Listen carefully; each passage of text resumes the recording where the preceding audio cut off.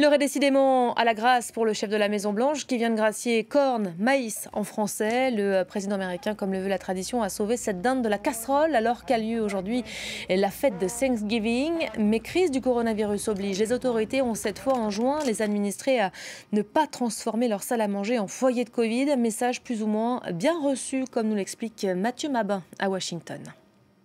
Thanksgiving, la fête traditionnelle américaine par excellence, revêt cette année un caractère particulièrement morose. Alors que les chiffres des États repartent à la hausse, l'Amérique se prépare à franchir la barre des 260 000 morts, avec une moyenne quotidienne oscillant entre 1000 et 2000 décès par jour.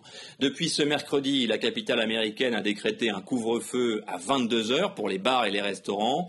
Et un peu partout dans le pays, les autorités ont encouragé les Américains à ne pas voyager.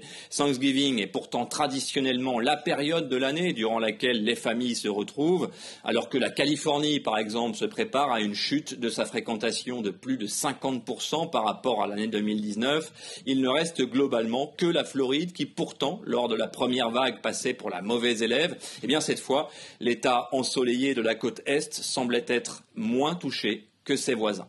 Cela n'a pas empêché plus de 60% des Américains d'annuler tout simplement leurs déplacements, ce qui entraîne déjà une chute du trafic aérien qui inquiète les compagnies aériennes les plus fragiles.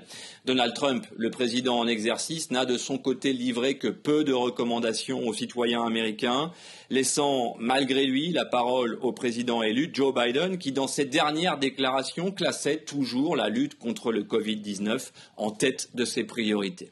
Même si l'administration n'est techniquement pas encore prête à délivrer massivement les doses de vaccins promises par les laboratoires, les promesses de succès formulées par Pfizer et Moderna notamment restent aujourd'hui le principal espoir de sortie de crise pour les États-Unis.